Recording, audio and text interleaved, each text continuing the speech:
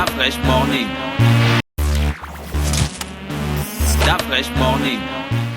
Le saviez-vous ce matin avec René Ruth? René Ruth, tu veux qu'on sache quoi ce matin? Pourquoi il ne faut pas s'empêcher d'éternuer? Tu vois, il y a certaines personnes, quand elles éternuent, bon, je m'inclus, quand elles éternuent, elles bouchent le nez, elles bouchent aussi la bouche, le nez et la bouche, en fait, pour ne pas éternuer. Et c'est vraiment très, très, très dangereux. Donc, qu'est-ce qui définit d'abord un éternuement? L'éternuement, c'est un... Mais Mosley, pourquoi tu fais genre... Non, L'éternuement, c'est un acquiesce. réflexe qu'on connaît tous, qui est normal, mais peut-être aussi le signe de diverses maladies. Donc, il correspond à l'expulsion d'air contenu dans les poumons par le nez et la bouche, et le plus souvent en réponse à une irritation de la muqueuse nasale. Il s'agit d'un réflexe de défense parce qu'il permet d'expulser du nez des particules, des agents irritants ou encore des microbes qui pourraient causer une infection. Que se passe-t-il lorsqu'on éternue? Donc, les mécanismes ne sont pas entièrement élucidé, mais on sait que la muqueuse nasale, lorsqu'elle est irritée, relaie l'information au nerf trijumeau, lequel active le noyau trijumeau dans le cerveau. C'est le centre là qui commande l'éternuement aux muscles du diaphragme, entre autres. C'est donc un réflexe nerveux. Donc ce réflexe-là implique une phase d'inspiration suivie d'une phase d'expiration pendant laquelle l'air est expulsé à une vitesse d'environ 150 km/h. C'est beaucoup, hein? Le palais et la glotte donc dirigent l'air vers le nez pour assurer son nettoyage. Donc un seul éternuement permettrait d'expulser 100 000 virus et bactéries du nez. Voilà pourquoi on dit qu'il faut éternuer dans le coude. Oui. Tu as la publicité du... 100 000 virus et bactéries du nez. Oui. Et éternue là-bas. Non, s'il éternue, il va nous balancer les virus. Direct, hein? Donc l'éternuement peut être causé par la...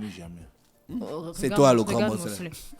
Donc, l'éternuement peut être causé par la présence d'une poussière, par exemple. On a des personnes qui nettoient les ventilateurs une fois par mois. Ça, c'est moi, ça. Une fois par mois, ou encore le split une fois par mois, c'est vraiment dangereux parce que la poussière s'accumule et on aspire ça. Une fois par mois, d'après le ventilateur, il y a la poussière. Non, j'ai dit quand il y a la poussière, j'éternue. Genre quand je répare, par exemple, quand je nettoie les ventilateurs de nos stations de travail.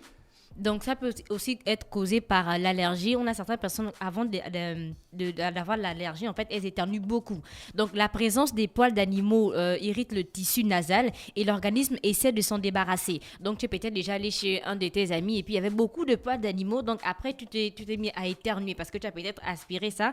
Et après, l'organisme essaie de repousser, en fait, les poils d'animaux. Donc, il y a certaines personnes aussi qui éternuent par l'exposition de la lumière du soleil ou à la lumière vive. Et on appelle ça le réflexe photosternutatoire. D'autres situations peuvent déclencher un éternuement ou aussi l'envie d'éternuer selon les personnes, comme le fait d'avoir l'estomac plein, de manger certains aliments ou encore le fait d'avoir un orgasme. Pour certaines personnes, d'avoir un orgasme, en fait, elles éternuent après beaucoup, même pendant l'orgasme.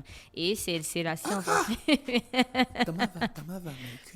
Non, d'après, je peux demander la traduction. La fraîche. Donc, les conséquences peuvent être graves. Donc, les chercheurs anglais ont été récemment confrontés au cas d'un jeune homme hospitalisé après s'être bouché le nez et la bouche alors qu'il éternuait. Donc, après avoir fait un scanner, les médecins ont découvert qu'il s'était déchiré l'arrière de la gorge. Voilà pourquoi on dit que c'est hyper dangereux.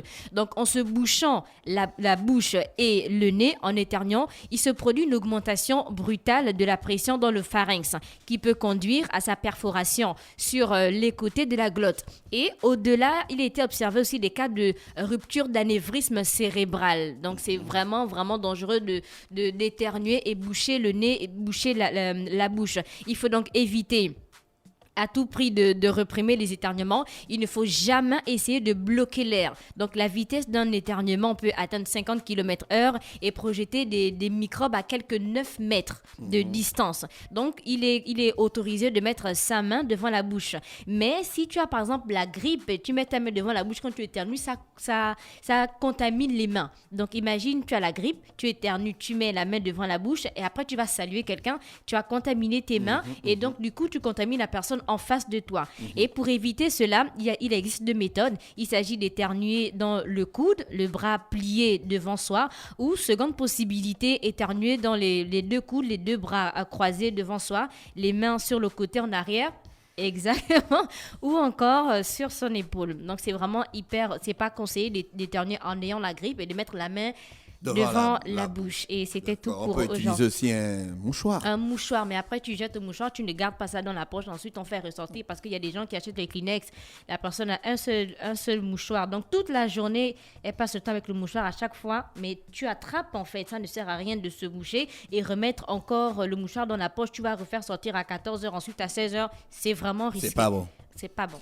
Moi, je veux savoir d'où vient le rhume. La prochaine fois, il faut nous parler du rhume. D'accord. Parce que je ne sais pas d'où vient le rhume. Le rhume vient d'où? Quand on n'a pas le rhume, c'est stocké où? Pourquoi il y a des fois on a en quantité de rhume? Pourquoi des fois on n'a pas de grandes quantités? C'est terrible. Il n'y a pas de problème. OK? Oui. Merci René Ruth qui est avec nous ce matin sur les 104.5 Urban FM, la station Urban Enfant en musique, et on va recevoir nos invités de la matinée. Stop Fresh Morning.